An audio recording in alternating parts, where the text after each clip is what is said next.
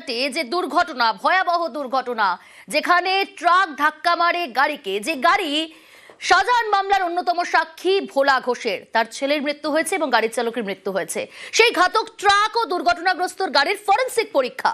শাহজাহান মামলার সাক্ষীর গাড়িতে ট্রাকের ধাক্কা, রাতে নয়াঞ্জলি থেকে ট্রাক ও গাড়ি তোলে পুলিশ। ঘাতক ট্রাক ও গাড়িটিকে রাখা হয় পেট্রোল পাম্পে। ঘাতক ট্রাক ও দুর্ঘটনাগ্রস্ত গাড়ির এবার ফরেনসিক পরীক্ষা, আরো ডিটেল জানার চেষ্টা করব। সরাসরি অমিত রয়েছে আমার সঙ্গে। অমিত, তুমি যেখানে দাঁড়িয়ে রয়েছো তার পিছনে সেই ঘাতক ট্রাক, ফরেনসিক পরীক্ষা ইতিমধ্যেই হয়েছে এবং ফরেনসিক বিশেষজ্ঞরা তারা গতকালও পৌঁছেছিলেন দুর্ঘটনাস্থলে। সব মিলিয়ে এখনো পর্যন্ত কি কি আপডেট উঠে আসছে?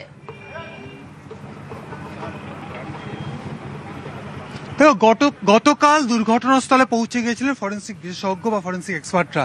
কি অবস্থাতে এই ঘাতক লরিটি সেখানে কি অবস্থায় পড়েছিল, এবং অন্যদিকে ভোলা ঘোষের যে 4 চাকা গাড়ি সেটি কি অবস্থায় দুর্ঘটনাস্থলে ছিল, সেটি কালকে কিন্তু ঘটনাস্থল থেকে তারা এক্সামিন করেছেন। এবং আজকে কিছুক্ষণ আগেই ফরেনসিক এক্সপার্টরা একদম ঘটনাস্থল থেকে যেহেতু এই লরিটিকে তুলে আনা হয়েছে এবং একই সঙ্গে ভোলা ঘোষের গাড়িটি তোলা হয়েছে, সেক্ষেত্রে কি কি অংশ ড্যামেজ হয়েছে, বিশেষ করে এই যে জোন যেখানে হচ্ছে চালক বসেছিলেন চালকের আসনে লরির, সেই জোনের অংশ সেখানে কি কি ড্যামেজ রয়েছে সেটা দেখার পাশাপাশি, এক্সামিন করার পাশাপাশি গাড়ির চাকা, কারণ বারবার প্রশ্ন যেটা উঠছে যে লরিটি যদি দুর্ঘটনা এড়ানোর চেষ্টা করতেন তাহলে ব্রেক কষলে 16 চাকার গাড়ি, তার নিজস্ব ওয়েট রয়েছে, তাহলে মাটিতে ঘর্ষণজনিত দাগ কিন্তু স্পষ্ট হতো। সেটি কিন্তু পাওয়া যায়নি গতকাল ঘটনাস্থলে। সেক্ষেত্রে চাকা এক্সামিন করেছেন, ব্রেকের অংশ অর্থাৎ টেকনিক্যাল কোনো ফল্ট হয়েছিল কিনা, এটা কি দুর্ঘটনা নাকি ভোলা ঘোষ যে বলছেন যে তাকে পরিকল্পনা করে খুন করার একটা চেষ্টা করা হয়েছিল সেই ঘটনা, সেটির জন্য একদম লরির যে ভেতরের যে বিভিন্ন যে পার্টগুলো রয়েছে, অর্থাৎ ব্রেক রয়েছে, এক্সেলার রয়েছে, সমস্ত কি যে সামগ্রী, যান্ত্রিক যে সামগ্রী রয়েছে সেগুলো তারা কিন্তু এক্সামিন করছেন। এছাড়া এক্সামিন করা হয়েছে ঠিক ঘাতক লরির এই অংশ, অর্থাৎ যান্ত্রিক কোনো ত্রুটি হয়েছিল কিনা সেটি এক্সামিন করা হয়েছে। এক্সামিন করেছেন ফরেনসিক এক্সপার্টরা পেছনের চাকাগুলো। এছাড়া যে গাড়িটি রয়েছে, অর্থাৎ এই ঘাতক লরিটি এসে যে অংশে ধাক্কা মেরেছে, অর্থাৎ আমি এবার দেখাতে বলবো, ক্যামেরা পার্সন কাঞ্চনকে দেখাতে বলবো যে এটি হচ্ছে ভোলা ঘোষের যে গাড়ি, যে গাড়ির সামনের আসনে, অর্থাৎ এই যে আসন সেখানে হচ্ছে চালক বসেছিলেন, তার ঠিক পাশের সিটে অর্থাৎ তার চালকের বাঁ দিকের আসনে ছিলেন হচ্ছে ভোলা ঘোষ, এবং চালকের ঠিক পেছনের অংশ, এই যে উইন্ডো দেখতে পাচ্ছ, এখানে কিন্তু বসেছিলেন হচ্ছে ভোলা ঘোষের ছেলে। এবং গাড়িটার ড্যামেজ, আমি বলছি ফরেনসিক এক্সপার্টরা যে বিষয়টি মাপজোক করছিলেন এবং একই সঙ্গে নমুনা সংগ্রহ করলেন, সেক্ষেত্রে এই গাড়িটির যে ড্যামেজের অংশ তুমি দেখতে পাচ্ছ যে একদম গাড়ির ডান দিক, অর্থাৎ যেদিকে স্টিয়ারিং থাকে, এয়ারব্যাগ বেরিয়ে এসছে, মানে কতটা সজোরে এই গাড়িতে আঘাত করা হয়েছে বা ধাক্কা মারা হয়েছে দেখে বোঝা যাচ্ছে এয়ারব্যাগ বেরিয়ে এসছে। এবং তারা এক্সামিন করছিলেন এই অংশগুলো, যে অংশগুলো ক্ষতি হয়েছে, এখান থেকে তারা নমুনা ব্লাড স্যাম্পেল এখান থেকে কালেক্ট তারা করেছেন। অন্যদিকে এই গাড়িটিতে যেভাবে ইম্প্যাক্ট হয়েছে, অর্থাৎ ধাক্কা মারার পর, কারণ বারবার তারা অভিযোগ করছে প্রথম ধাক্কার পর আবারও ধাক্কা মারা হয়েছিল মৃত্যু সুনিশ্চিত করার জন্য, এমনটা কিন্তু অভিযোগ। সেক্ষেত্রে যে ইম্প্যাক্ট, অর্থাৎ এখানে ইম্প্যাক্ট কতটা রয়েছে, এবং ঘাতক লরির তার সামনের অংশ, অন্যদিকে এই যে 4 চাকা যে গাড়ি রয়েছে, প্রাইভেট কার, যেটি ভোলা ঘোষের গাড়ি, ভোলা ঘোষ নিজে ছিলেন চালকের আসনের ঠিক বাঁ দিকের আসনে, চালকের আসনে চালক বসেছিলেন, এবং ভোলা ঘোষের ছেলে সত্যজিৎ, যার মৃত্যু হয়েছে, চালকের মৃত্যু হয়েছে, সত্যজিৎ বসেছিলেন পেছনের আসনে। সেক্ষেত্রে ফরেনসিক এক্সপার্টরা এক্সামিন করলেন, নমুনা সংগ্রহ করলেন, এবং ইম্প্যাক্ট, অর্থাৎ বারবার যে বিষয়টা উঠে আসছে যে এই গাড়িটি, অর্থাৎ ভোলা ঘোষের গাড়িটি বয়ারমারি সরবেরিয়া ভোলা ঘোষের বাড়ি থেকে বেরোনোর পর সরবেরিয়া থেকে বাসন্তী হাইওয়ে হয়ে মালঞ্চর দিকে যাচ্ছিল, অর্থাৎ বয়ারমারি হয়ে মালঞ্চর দিকে যাচ্ছিল। অন্যদিকে যে অভিযোগ, ঘাতক লরি, যে লরিটি এই মুহূর্তে এখানে রাখা রয়েছে, যার ফরেনসিক পরীক্ষা হয়েছে, সেই লরিটি মালঞ্চর দিক থেকে আসছিল বয়ারমারি হয়ে, সেই জায়গায় আসার সময় যে ধাক্কা, সর্জনীয় ধাক্কা, সেই বিষয়গুলো কিন্তু তারা এক্সামিন করলেন এবং ইতিমধ্যেই তারা নমুনা সংগ্রহ করেছে এবং সমস্ত বিষয় তারা এক্সামিন করছেন। এবং তো জানিয়ে রাখবো যে এখনো পর্যন্ত ভোলা ঘোষের তরফে পুলিশের কাছে কোনো লিখিত অভিযোগ এখনো অফিসিয়ালি করা হয়নি। তিনি মৌখিকভাবে পুরো বিষয়টি জানিয়েছেন এবং কিছু সময় পরেই তার তরফে পুলিশের কাছে লিখিত অভিযোগ জানানো হবে। কারণ তিনি গতকাল থেকে, ঘটনার পর থেকে তিনি এবং তার পরিবার বলছেন এই যে ঘটনা, এটা নিছকই কোনো দুর্ঘটনা নয়।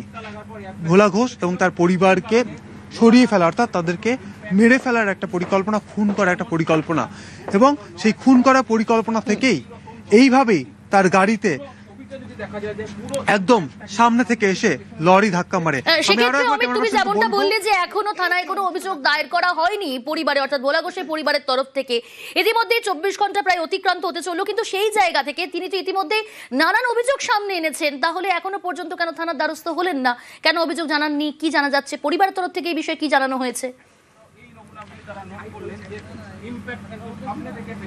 দেখো, ভোলা ঘোষ যেটা জানাচ্ছেন, যেহেতু তার ছোট ছেলে সত্যজিৎ ঘোষের মৃত্যু হয়েছে, তিনি অপেক্ষা করছেন। কারণ আজকে দুপুরেই সত্যজিতের ময়নাতদন্ত হবে। ময়নাতদন্ত হওয়ার পর দেহ বাড়িতে আসবে এবং সৎকারের যে ক্রিয়াদি রয়েছে সমস্ত কিছু হবার পর তিনি অভিযোগ করবেন থানায়, এমনটা তার তরফে জানানো হচ্ছে। নজর থাকবে অমিত।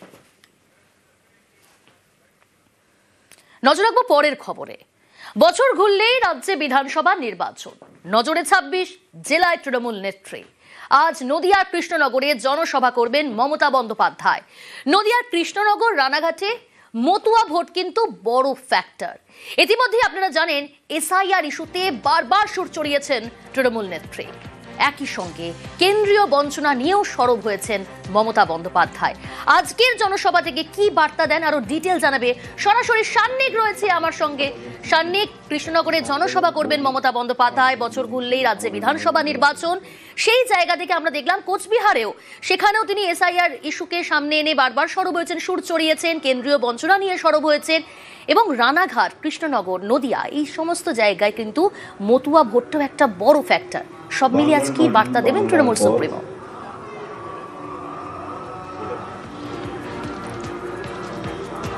দেখো, আজকে মূলত মুখ্যমন্ত্রী মমতা বন্দ্যোপাধ্যায়ের দুটি কর্মসূচি রয়েছে। একটি অবশ্যই সরকারি কর্মসূচি, যেখান থেকে পরিষেবা প্রদানের তার কথা রয়েছে, যেখান থেকে পথশ্রী, রাস্তাশ্রী প্রকল্পের প্রায় 20,000-এর বেশি কিলোমিটারের রাস্তার নতুন করে গোটা রাজ্য জুড়ে শহর এবং গ্রামাঞ্চল মিলিয়ে সেই জায়গায় সেই রকম প্রকল্পের তিনি যেমন একদিকে উদ্বোধন করবেন, ঠিক তার পাশাপাশি হেলিপ্যাড গ্রাউন্ডের ঠিক উল্টো দিকে সেখানে জনসভার জন্য তার প্রস্তুতি মঞ্চ যে রয়েছে, সেই মঞ্চ ইতিমধ্যে কিন্তু প্রস্তুত হয়ে রয়েছে।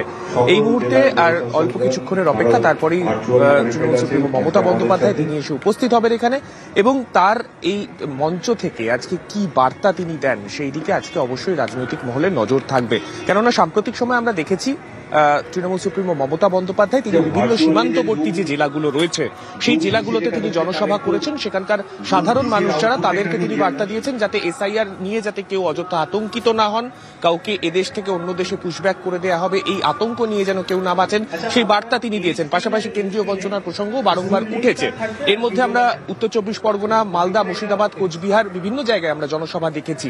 আজকে নদিয়া জেলা, এবং নদিয়া জেলার ক্ষেত্রে যেমনটা তুমি বলছিলে, মতুয়া ভোট কিন্তু এখানেও একটা বড় ফ্যাক্টর। অন্তত রানাঘাট, কৃষ্ণনগর এই সমস্ত অঞ্চলে মতুয়া ভোট একটা বড় ফ্যাক্টর হয়ে দাঁড়ায় প্রত্যেক নির্বাচনে। তাই মতুয়া জনগোষ্ঠীর মানুষের কাছে কি বার্তা মুখ্যমন্ত্রী মমতা বন্দ্যোপাধ্যায় বা তৃণমূল সুপ্রিমো হিসেবে মমতা বন্দ্যোপাধ্যায় আজকে এখান থেকে এই মঞ্চ থেকে দেন, সেই দিকে আমাদের প্রত্যেকের নজর থাকবে। এবং আজকের এই মঞ্চ থেকে কি বার্তা তৃণমূল নেত্রী দিচ্ছেন, সেই অনুযায়ী তৃণমূলের যারা কর্মী সমর্থক তারাও কিন্তু 2026-এর নির্বাচনের আগে তারাও কিন্তু সুর বাঁধতে চলেছেন, অন্তত নির্বাচনী প্রস্তুতি তারা শুরু করতে চলেছেন, তা বলাই যায়।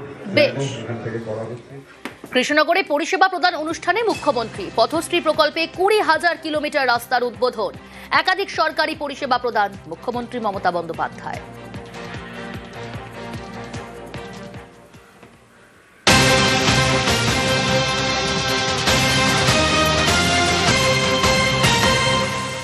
দিল্লির দিকে নজর রাখতে হচ্ছে, বকে আছে মৌন প্রতিবাদ। সংসদ চত্বরে মৌন প্রতিবাদ তৃণমূলের, কেন্দ্রীয় বঞ্চনার অভিযোগেই প্রতিবাদ। এই মুহূর্তে ছবিটা ঠিক কি জানাবে? মৈত্রেয়ী রয়েছে আমার সঙ্গে। মৈত্রেয়ী, দেখো, তৃণমূল কংগ্রেসের সাংসদরা আজকে মকরদ্বারের বাইরে তারা মৌন প্রতিবাদ করেন, হাতে প্ল্যাকার্ড এবং পোস্টার নিয়ে। সেখানে বাংলার বকেয়ার কথা উল্লেখ করে এবং বাংলার যারা গরিব মানুষরা রয়েছেন, যারা শ্রমিকরা রয়েছেন, তারা কি টাকা পাচ্ছেন না সেই কথা উল্লেখ করে তারা মৌন প্রতিবাদ করেন এবং তাদের বক্তব্য যে তারা এই প্রতিবাদ চালিয়ে যাবেন যতদিন না পর্যন্ত তাদের রাজ্যকে বকেয়া মিটিয়ে দেয় কেন্দ্র। বেশ,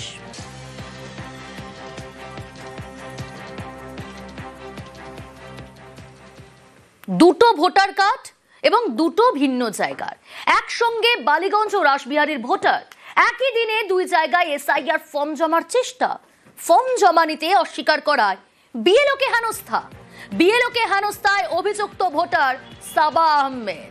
ভাবুন, একসঙ্গে বালিগঞ্জ ও রাসবিহারীর ভোটার আর একই দিনে দুই জায়গায় এসআইআর ফর্ম জমার চেষ্টা। বিএলওকে হেনস্থা, কারণ বিএলও অস্বীকার করেছিলেন ফর্ম জমা নিতে, সেই কারণেই হেনস্থা। সুদীপ্ত রয়েছে সরাসরি আমার সঙ্গে। সুদীপ্ত, সাবা আহমেদ যিনি এক জায়গায় নয়, তার দুটো ভোটার কার্ড এবং দুটো ভিন্ন জায়গায় ফর্ম জমা দিতে যখন যান তখন ধরা পড়ে যান বলা যেতে পারে, তখন বিএলওকে হেনস্থা করলেন। কি ব্যবস্থা নিয়েছে এখনো পর্যন্ত পুলিশ?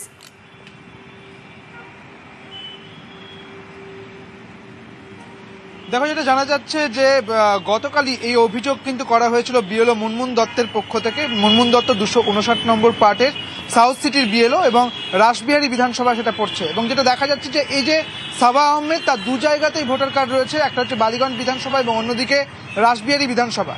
যখন এই সাবা আহমেদের সঙ্গে কথা বললাম, তিনি বলতে চাইলেন যে একাধিকবার এই বিএলওকে তিনি জানিয়েছিলেন, কিন্তু বিএলও তার কথা শুনছিলেন না এবং তার পরিপ্রেক্ষিতে তিনি প্রথমে বালিগঞ্জে যান, কারণ তার বালিগঞ্জে শ্বশুরবাড়ি এবং সেখানে তার ভোটার কার্ড রয়েছে এবং এখন তিনি সাউথ সিটির বাসিন্দা এবং তারপরে তিনি সেখানে দেন। যদি তাই হয় তাহলে পরে আগে কেন বালিগঞ্জে যাওয়া হলো এবং সেই বিষয়ে তিনি উত্তর দিতে পারলেন না। তবে তার মোটিভ যেটা দেখা যাচ্ছে যে তার মানে তিনি দু জায়গায় দিতে চেয়েছিলেন, কিন্তু আদৌ এটা কেন করতে চেয়েছিলেন তা তিনি জবাব দিতে পারেননি।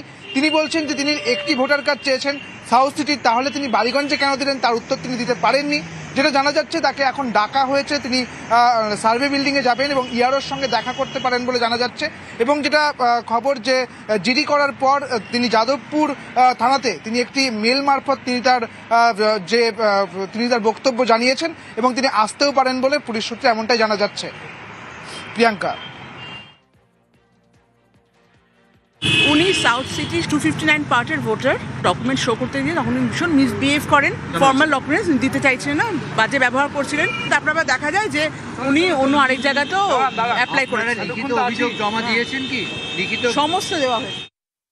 একই দিনে দুই জায়গায় ফর্ম ফিল আপ করা হয়েছে, একটা 161 বালিগঞ্জ আর একটা রাসবিহারী। এখন ম্যাপিং করার সময় দেখা যাচ্ছে ওই বালিগঞ্জেও মানে ফিল আপ করেছে। মুনমুন দত্তকে কি বলা হলো? ফোন করে নোংরা ভাষা ওয়ার্ড করে, সেই ওয়ার্ডগুলো আমি উচ্চারণ করা সম্ভব না। আমি এখন অভিযোগ জানালে? হ্যাঁ, অভিযোগ জানালাম। দুই জায়গায় নাম আছে, একজন লোক দুই জায়গায় নাম ফিল আপ করতে পারে না, আইন বর্বিত কাজ করেছে। দুটো ফর্ম একসঙ্গে জমা দিল কেমন? ও ওখানে গিয়ে জমা দিচ্ছে ওই বিএলওর কাছে, ওই একইভাবে অ্যাকিউজ করা আছে ওই বিএলওকে। সাউথ সিটিতে ভোটার কার্ড? হ্যাঁ, ভোটার কার্ড, নাহলে ফর্ম এসআইয়ের ফর্ম বেরোবে কি? এবং নাম্বার কি আলাদা না একই? আলাদা ডিফারেন্ট নাম্বার। শুধু ফর্ম জমা করতে গিয়েছিলাম প্রথম দিন ওনার কাছে, আজকে 10-12 দিন আগে। वो अपना पावर दिखा रहा था गलत जगह। আপনি বালিগঞ্জেও ফর্ম দিচ্ছেন, আপনি সাউথ সিটিতেও ফর্ম দিচ্ছেন, আপনার দু জায়গায় ভোটার কার্ড এবং সেটা অনুচিত তাই বলছেন বিএলও, অভিযোগ। আর এবং আপনি ওনাকে গালিগালাজ করেছেন বলছে। बोलते रहो, गाली सुना काज করেছে নাকি? दूसरे जगह का बीएल ऑफिसर लोग जो है घर में फोन कर के सबसे पेपर मांग रहा है। দিদি আপনার কমপ্লেনটা কি আছে যদি একটু আমাকে বলেন? কমপ্লেন আছে কি ওরা হ্যারাস করছে, আমার কাগজটা নিলো না তো। মানে আপনি ঠিক কি চেয়েছিলেন? যদি সাউথ সিটিতে হয়ে যেত তাহলে বালিগঞ্জে আপনি দিতেন? ऑब्वियसली यार, मेरा हो जो जैसा जहां का मेरा चल रहा वहीं कराना चाहिए ना। जहां का चल रहा मेरा चलता रहता है। अभी भी हमको मन में सोचा कि जो नहीं करा छोड़ो, बनवा लेते, बाद में एड्रेस चेंज कर देंगे।